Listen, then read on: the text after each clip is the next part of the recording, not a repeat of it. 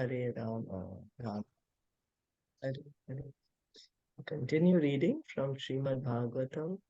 We are on Canto 1, Chapter 7, Text 11. We were hearing how Vyasadeva, he saw the Supreme Lord. He saw the external energy, Mayadevi. He saw the conditioned living entities. He saw that the living entities are suffering because of the influence of this illusion, illusory energy of the Lord. And he saw the remedy was devotional service. And that's why he compiled the Srimad Bhagavatam. Hare Guna Kshipta Matir Hare Gunashikta Matir Bhagavan Badarayani Bhagavan Badarayani Adhyagan Mahad Achyanam Adhyagan Mahad Akhyanam Nityam Vishnu Janapriya. Nityam Vishnu Janapriya. Can someone read, please? I can start. Translation. Srila Sukadeva Goswami, son of Srila Vyasadeva, was not only transcendently powerful, he was also very dear to the devotees of the Lord. Thus, he underwent the study of this great narration, Srimad Bhagavatam. Purport. According to Brahma Vaivarta Purana, Srila Sukadeva Goswami was the liberated soul even within the womb of his mother. Srila Vyasadeva knew that the child, after his birth, would not stay at home. Therefore, Vyasadeva impressed upon him the synopsis of the Bhagavatam so that the child could be made attached to the transcendental activities of the Lord. After his birth, the child was still more educated in the subject of Bhagavatam by recitation of the actual poems. So we were hearing yesterday how Sukadeva Goswami was liberated and yet he got attracted to Srimad Bhagavatam, which contains all about the pastimes of the Lord. And then how Bhagavatam is actually relished by the liberated personalities, the Atma Ramas, those who are not in the bodily concept of life. So Sukadeva Goswami, a liberated soul, yet he got attracted to Bhagavatam. There is happiness on the platform of the soul, but the happiness in devotional service is even greater than being liberated. And that's how we can see that Sukadeva Goswami, the four Kumaras, they're becoming devotees of the Lord.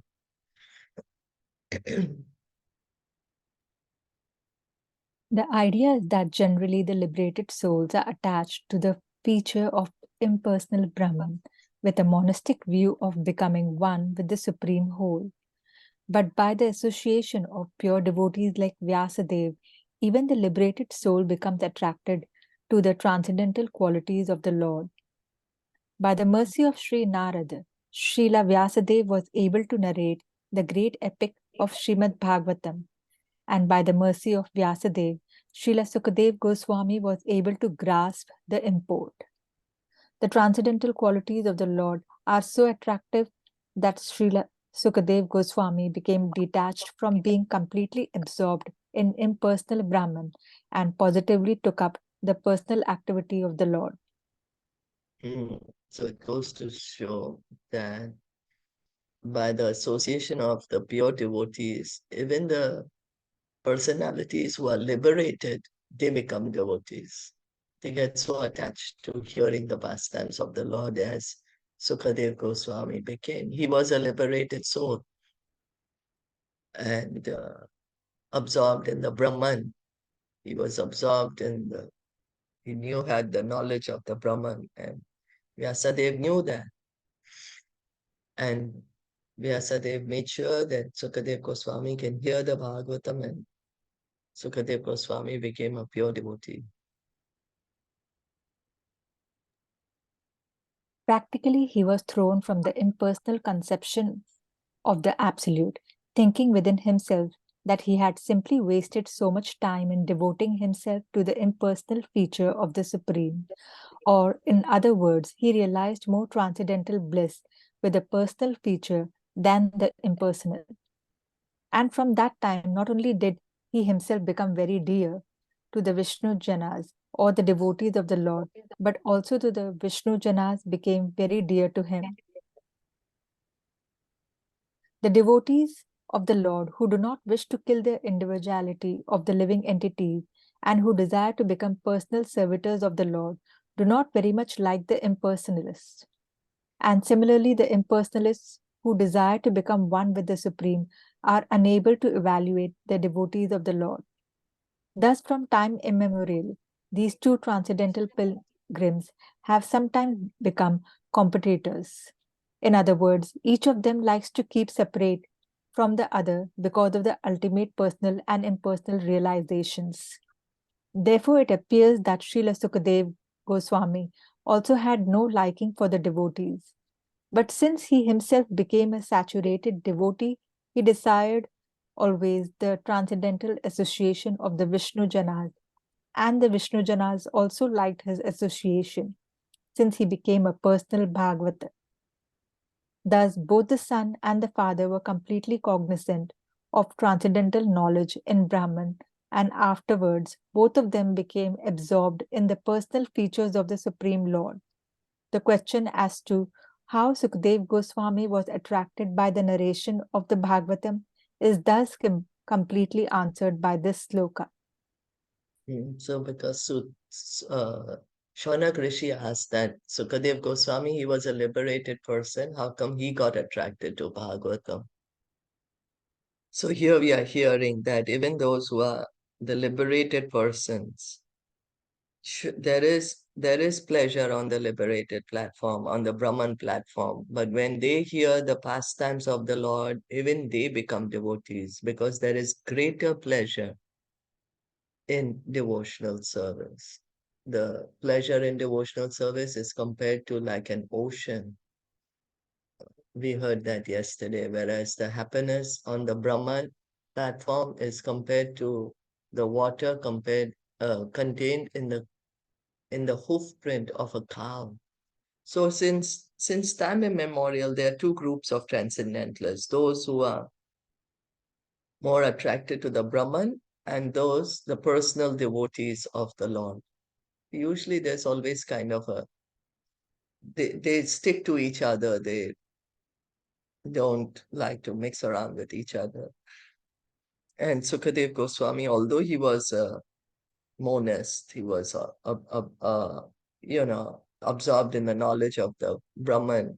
He heard Bhagavatam and he became a devotee, being so attracted by Krishna, by the personal features, pastimes of the Supreme Lord. Any questions, comments? No, all good. Okay. Can you please so text 12, Parikshito tha Rajarshe, Parikshito tha Rajarshi, Janma Karma Vilapanam, Janma Karma Vilapanam, Samstam cha Pandu Putranam, Samstam cha Pandu Putranam, Vakshe Krishna Kathodayam. Vakshi Krishna Kathodayam.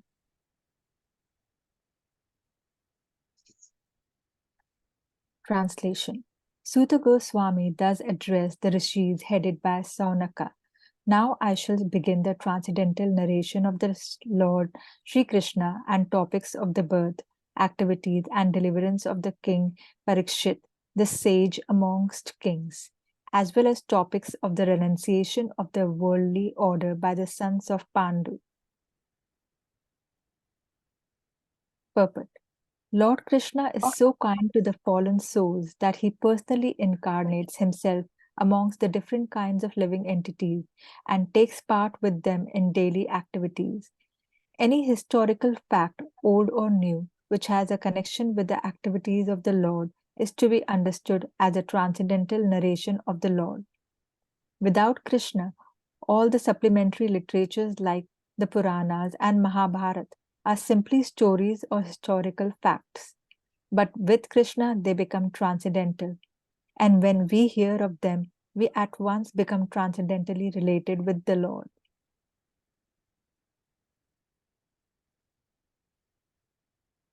Srimad Bhagavatam is also a Purana, but the special significance of this Purana is that the activities of the Lord are central and not just supplementary historical facts.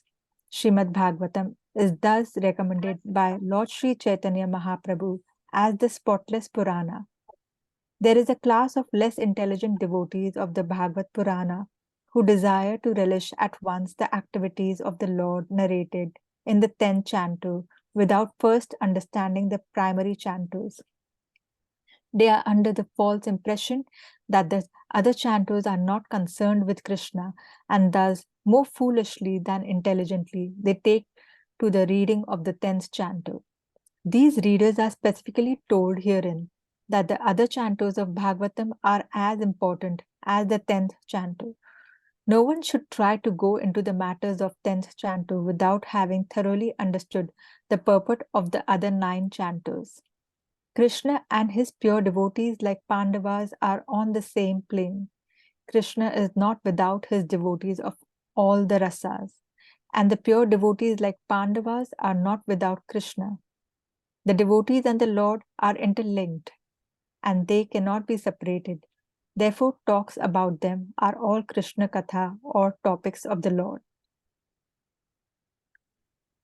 So, Sutta Goswami is saying that now he's going to start speaking about the pastimes of the Lord, of Lord Sri Krishna, and these birth activities of the Lord are transcendental. They are not some kind of only a itihas, it's not just a historical fact, but it's transcendental because it's of the Lord. Krishna says, Janma karma chame divyam in Bhagavad Gita. He's saying, try to understand the nature of my appearance, my activities are transcendental. And just by understanding that, one can go to the spiritual world. One does not need to come back to the material world. So here, Sutta Goswami is saying the same thing, that the activities, the appearance, the pastimes of the Lord are transcendental.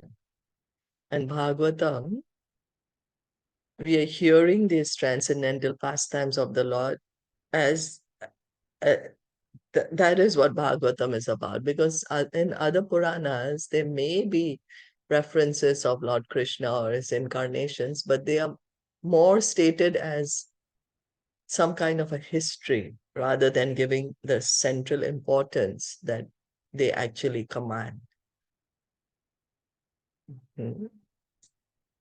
So,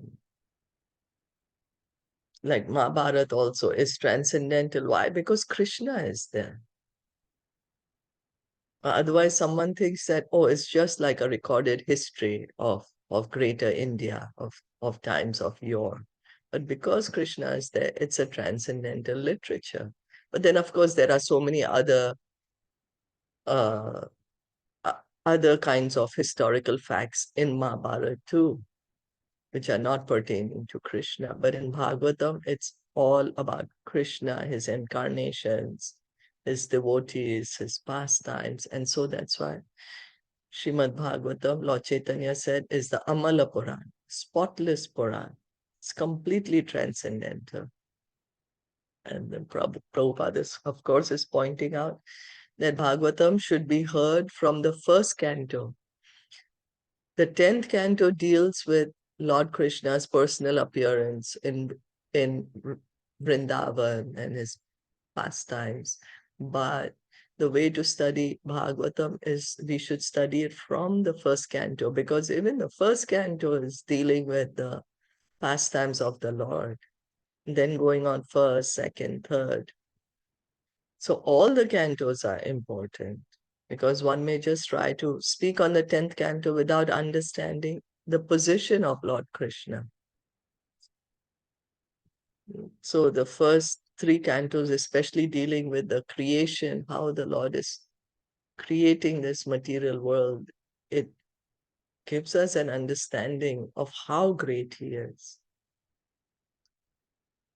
So, Prabhupada is saying that Krishna and his devotees are always together. The devotees of Krishna always having pastimes with Krishna. So their topics are also transcendental.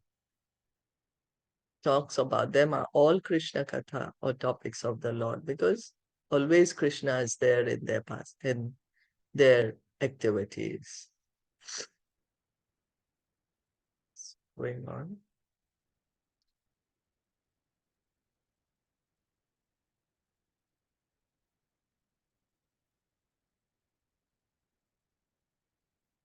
Yada mride kauravas srijayanam यदा मृदे कौरवसिञ्जयानाम् vireshvatho viragatim gateshu वीरेष्व अथो वीरगतिं गतेषु vikrodharavidagada vimarsha वृकोदरावेदगदाभिमर्श भग्नो रुदण्डे धृतराष्ट्रपुत्रे भग्नो रुदन्दे धृताष्ट्रपुत्रे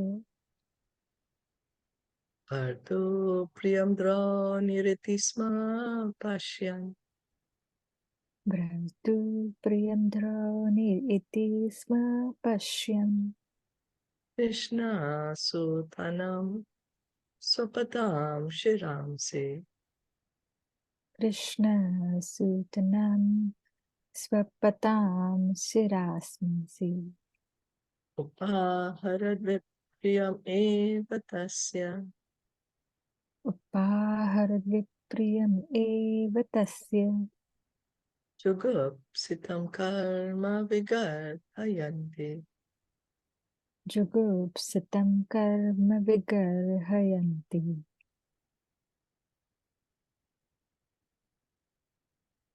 Translation.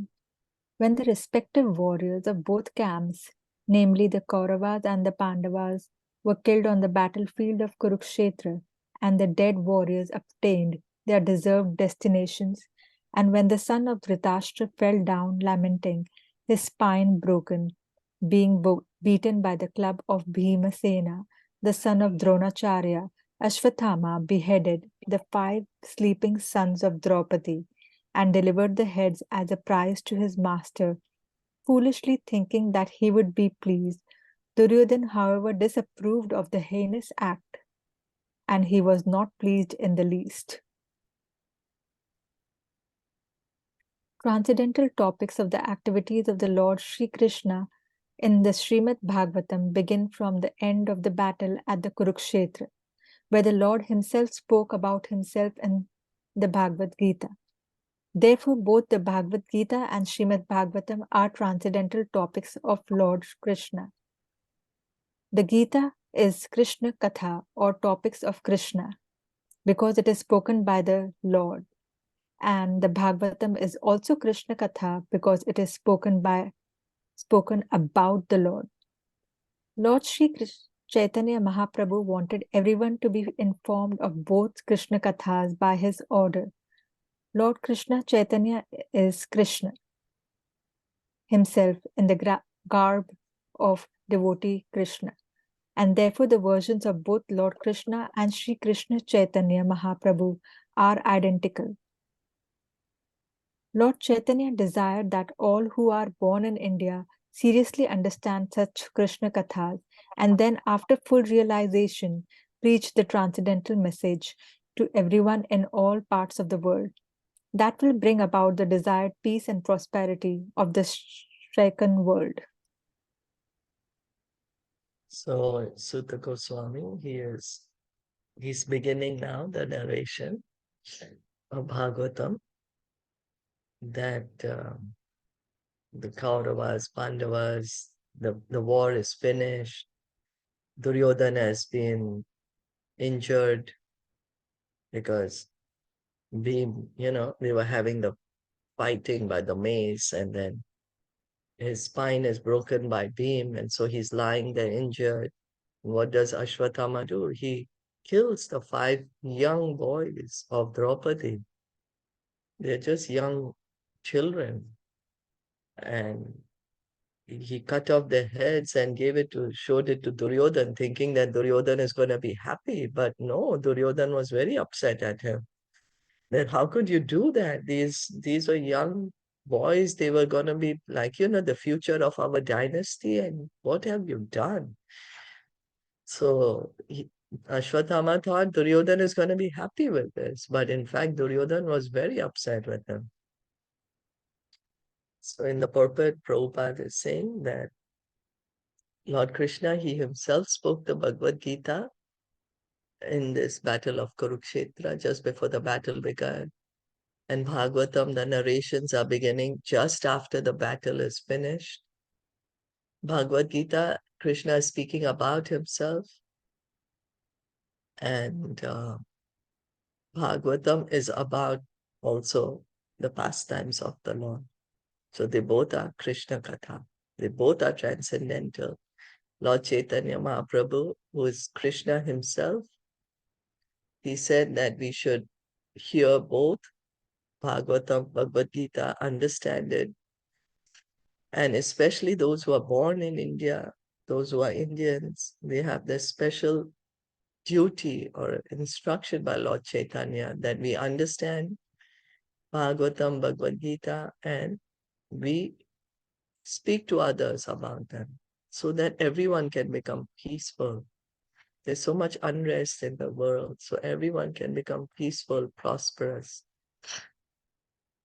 So Lord Chaitanya, he gave great importance on studying of Bhagavatam, Bhagavad Gita, and he wanted everyone to do it all over the world.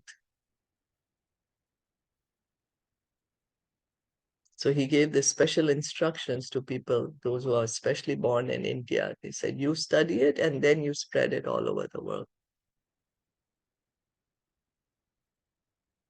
Mata Shishunam Nidanam Sutanam Mata Shishunam Nidanam Sutanam Nishamya Goram Paritapyamam Nisham Yuguram Paritapyamanam Tadarudadvashpakala Kulakshe Sadarudadvaspakala Kulaksi Tam Shantavyan Ahakire Tamali. Tam Santabayam Yan Aha Kirita Mali.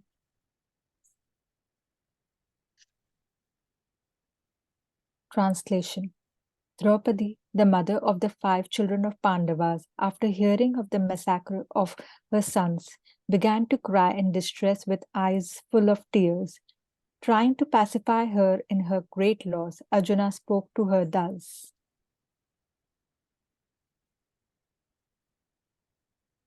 Tada Shuchaste Prajami Bhatre Sada suchaste pamrajami bhadre Yad Brahma Bando Shira Atatayina yad brahma bandhu shira atat ayinam. Gandhi Vamukte Vishike Upahare Gandhi vamukte vishikhe upahari Vakram Yatsnas Yasiddha Putram tvakram yayat snayasi dagdiputra.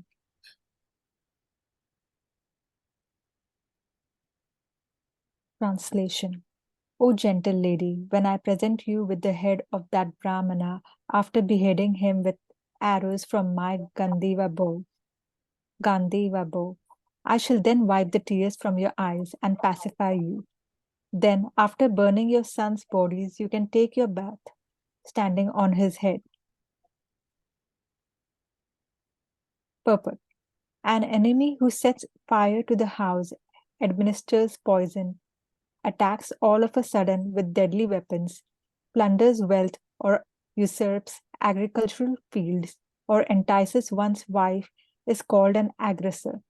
Such an aggressor, though he be a Brahmana or so called son of a Brahmana, has to be punished in all circumstances.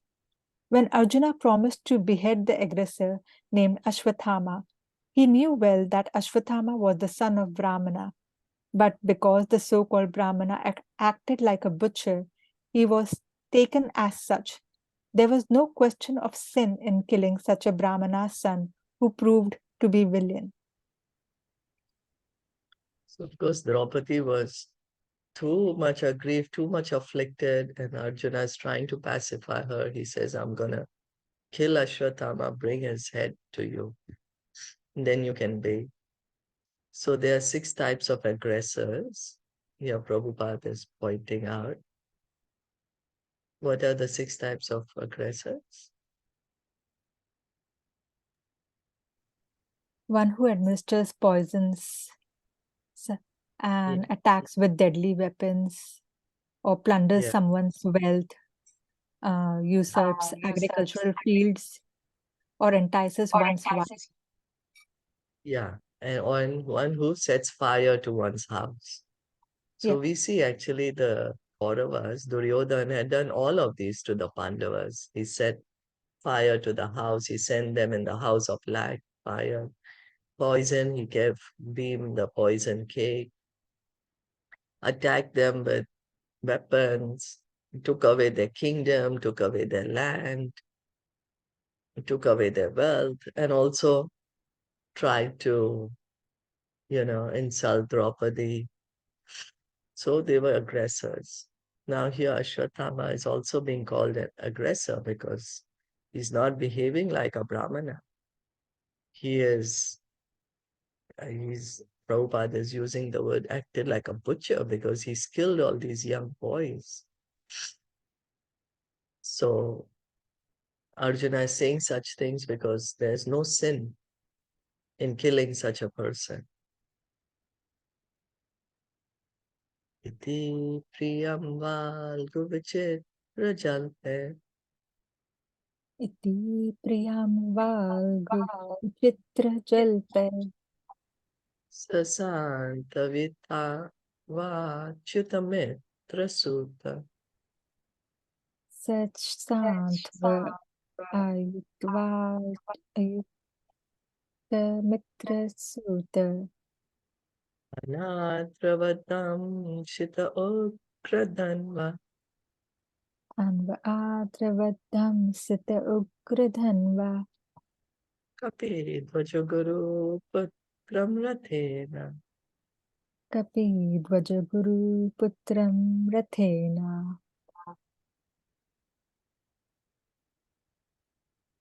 Hare Krishna, anyone wants to continue reading? Okay, I can read. Thank you, Hare Krishna. Is sound is clear from my side? Yes. Yeah. Okay. Okay, Hare Krishna. So from here, Arjuna. Yes. Okay, Hare Krishna. Arjuna, who is guided by the infallible Lord as friend and driver, thus satisfied the dear lady by such statements. Then he dressed in armor and armed himself with furious weapons, and getting into his chariot, he set out to follow Aswathama, the son of his marital teacher.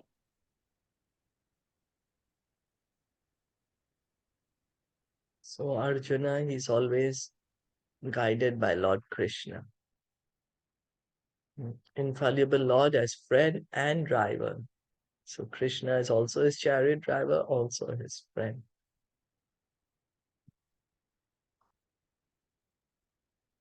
Tamapatantam savilakshya dura Tam apatantam savalakshya durat. Kumara Hodvignamana Kumarahudvignamanaratena Paradravat Prana Parispurvya par adravat prana paripsur urvyam Yavad Kamam Rudrabayad Yathakaha.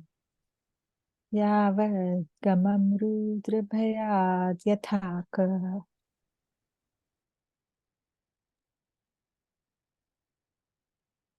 Translation. Ashwathama, the murderer of the princess, seeing from a great distance Arjuna coming at him with great speed, fled in his chariot, panic-stricken, just to save his life, as Brahma fled in the fear from Shiva. Purport. According to the reading matter, either Kha or Arkha, there are two references in Puranas. Kha means Brahma, who once became allured by his daughter and began to follow her, which infuriated Shiva, who attacked Brahma with his trident. Sorry? No, please, sorry. Please continue. Brahma with his trident. Brahmaji fled in fear of his life. As far as Arkha is concerned, there is a reference in Vamana Purana. There was a demon by the name Vidyunmali who was gifted with a glowing golden airplane which traveled to the back of the sun and night disappeared because of glowing effulgence of his plane. Thus the sun god became angry and with his virulent rays he melted the plane. This enraged Lord Shiva. Lord Shiva then attacked the sun god who fled away and at last fell down at Kashi, Varanasi, and the place became famous as Lolarka. So Arjuna is going after Ashwathama along with Lord Krishna, and Ashwathama saw them coming. He got very scared and he ran. Sutta Goswami say he ran just as Brahma fled in fear from Shiva. So here Prabhupada is putting the reference that in the Puranas there are these two references that one time Brahma, he became attracted by his own daughter. But we should not think of Lord Brahma in our terms. He's a great, great personality.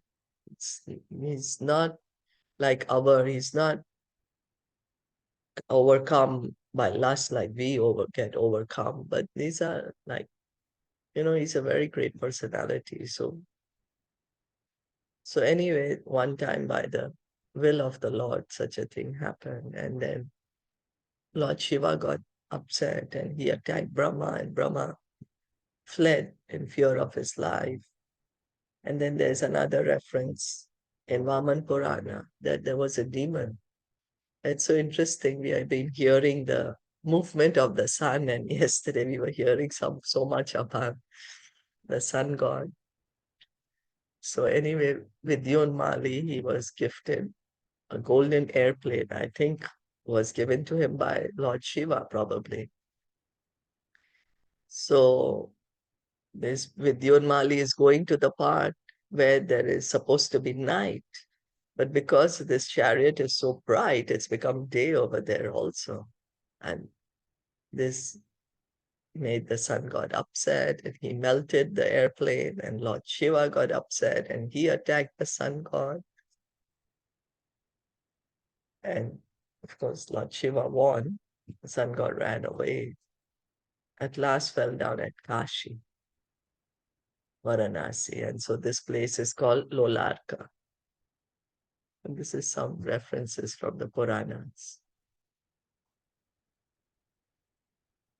Yada Sharanam Atmanam Yada Sharanam Atmanam Ekshata Shrantavajinam Ekshata Shrantavajinam Astram Brahma Shiromene Astram Brahma Shiromene Atmatranam Dvijatmacha. Atmatranam Dvij Atmajah.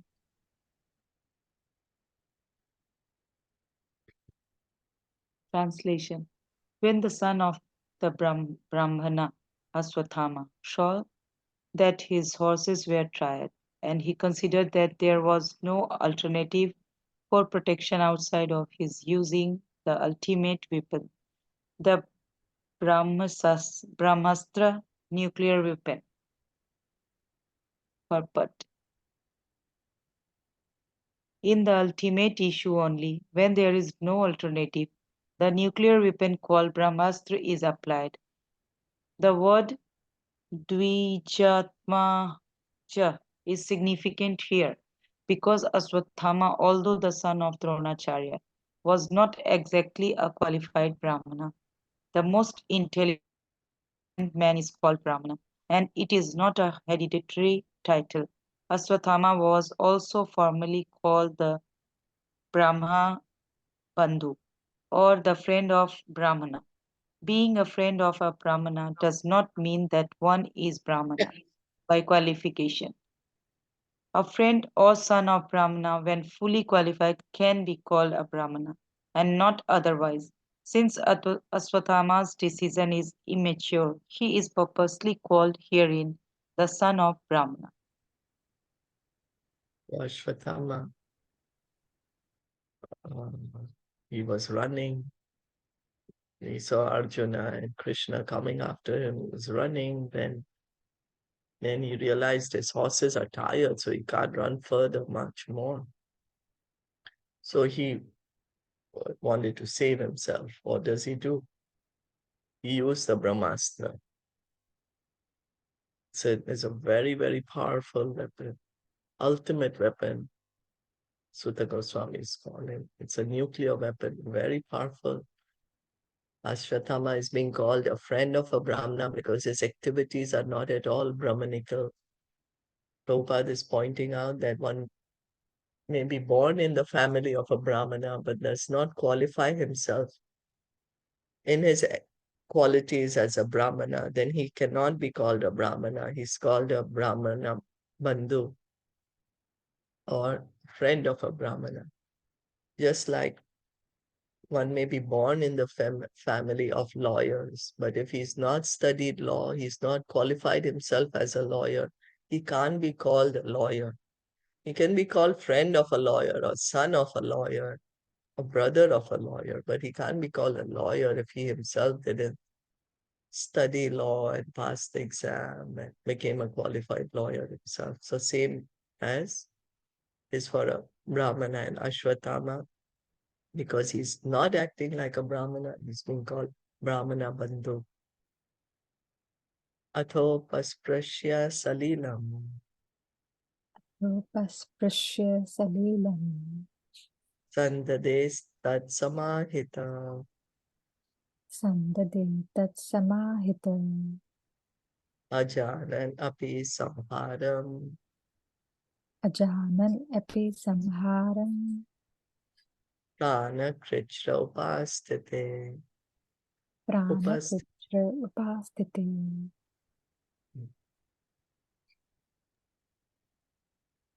Translation. Since his life was in danger, he touched water in sanctity and concentrated upon the chanting of the hymns of throwing nuclear weapons, although he did not know how to withdraw such weapons. Purport. The subtle forms of material activities are finer than grosser methods of material manipulation. Such subtle forms of material activities are effected through purification of sound. The same method is adopted here by chanting hymns to act as nuclear weapons. So the weapons of here, how he's throwing the weapon, it's a subtle weapon, a mantra. He chanted the mantra for throwing this weapon. So it is more powerful than a gross weapon.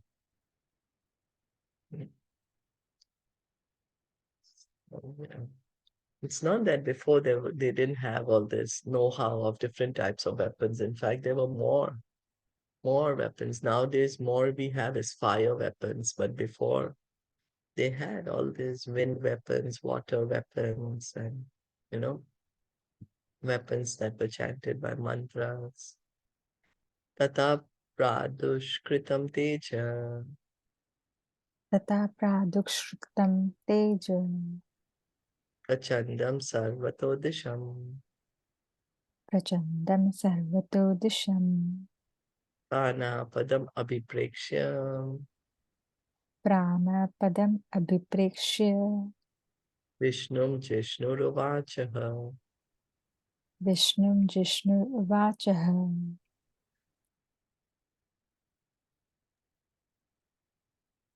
Translation. Thereupon a glaring light spread in all directions. It was so fierce that Arjuna thought his own life in danger, and so he began to address Lord Sri Krishna. So the Brahmastra is very, very powerful weapon. And Arjuna knew that Ashwatthama knows how to throw the weapon, but he does not know how to withdraw it. Arjuna Vacha, Arjuna Uvacha Krishna Krishna Mahabaho, Krishna Krishna Mahabahu Bhaktanam Abhyankara, Bhaktanam Abhayankara Tvam Eko Dhaya Mananam, Tvam Eko Daya Ma'ananam Apavargosi Samsrite. Apavargoshi Ashi Samshrute.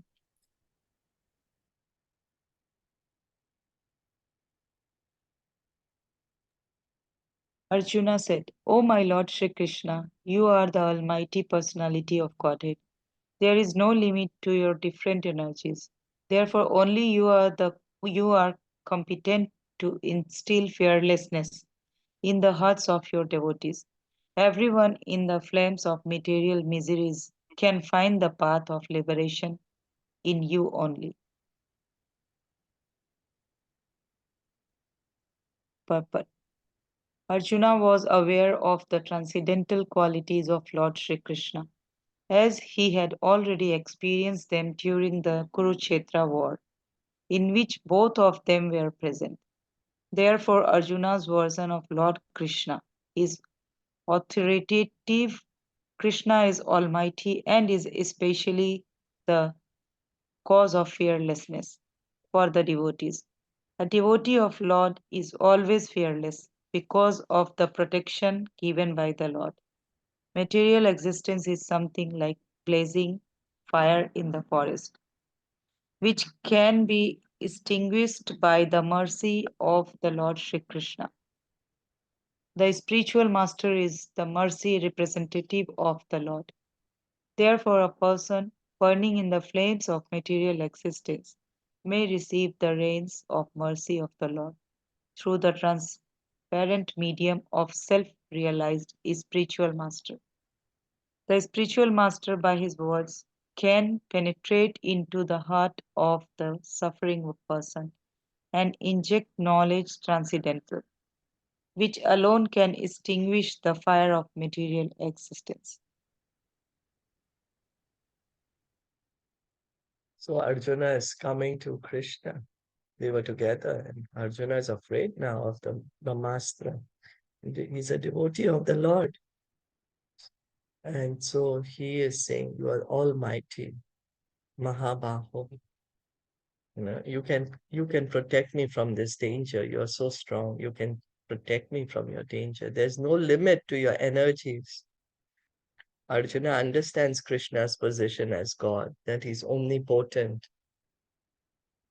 So he knows that Krishna can do anything. And he's saying you're competent to instill fearlessness in the hearts of your devotees. So it's only Krishna who can actually grant us fearlessness. In this material world, we are very fearful. Someone may say, well, I'm not fearful of this. Yeah, that's fine. But one may be fearful of something else then. We all may not necessarily be fearful of the same thing, but each of us may have our own different fears. But it's the pure devotee. Because he's completely surrendered to Krishna, he's fearless. Abhay Charanaravinda, fearless at the lotus feet of the Lord.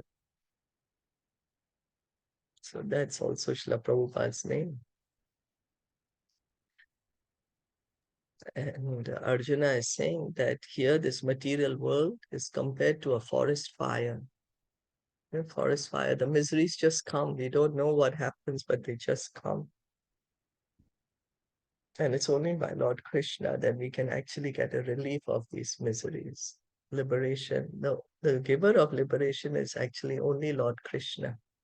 As we have been hearing in Bhagavad Gita, Krishna says that you surrender unto me, and this great material ocean, you can cross beyond it very easily.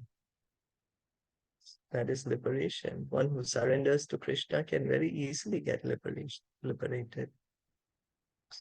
So Prabhupada here is pointing out that how to receive the mercy of the Supreme Lord? By the mercy of the Guru. Samsara dava nanalita loka. Pranaya karunya gana ganatvam. We're singing these prayers every morning. So the spiritual master, he's spreading the mercy of Lord Krishna, showering us by this mercy, which can extinguish this blazing forest fire.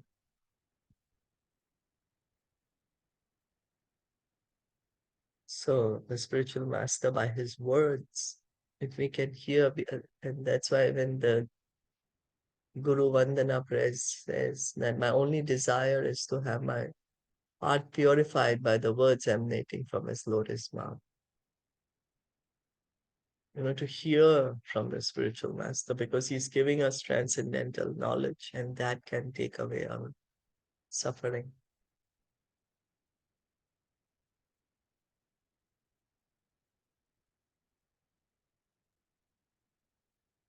So,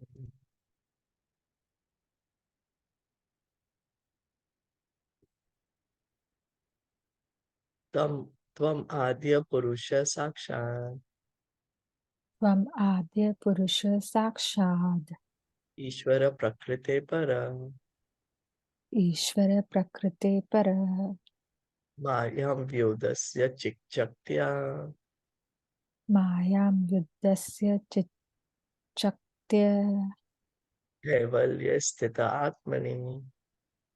Kaivalya Stita Atmani.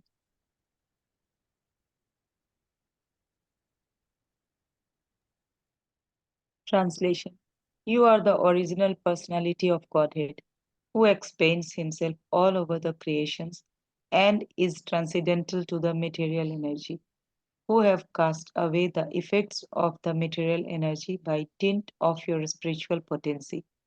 You are always situated in eternal bliss and transcendental knowledge. Purport. The Lord states in the Bhagavad Gita that one who surrenders unto the lotus feet of Lord can get release from the clutches of nescience. Krishna is just like the sun, and Maya or material existence is just like darkness. Wherever there is the light of the sun, darkness or ignorance at once vanishes.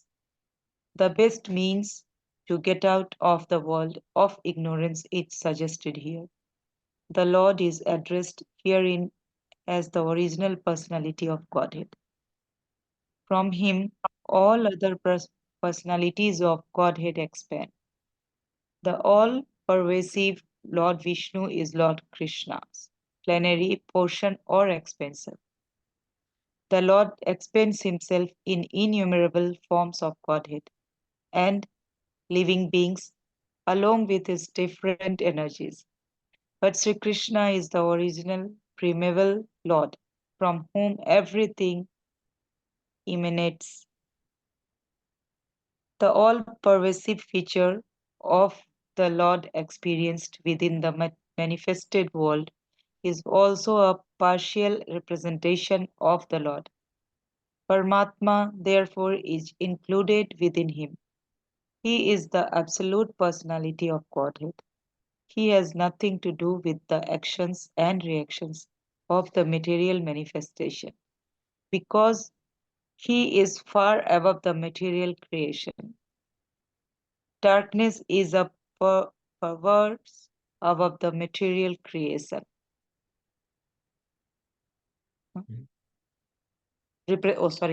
Darkness is perverse representation of the sun, and therefore the existence of darkness depends on the existence of the sun. But in the sun proper there is no trace of darkness, as the sun is full of light only. Similarly, the absolute personality of Godhead, beyond the material existence, is full of bliss. He is not only full of bliss, but also full of transcendental variegatedness. Transcendence is not at all static, but full of dynamic variegatedness. He is distinct from material nature, which is complicated by the three modes of material nature. He is Param or the chief, therefore he is absolute. He has manifold energies, and through his diverse energies he creates, manifests, maintains, and destroys the material world.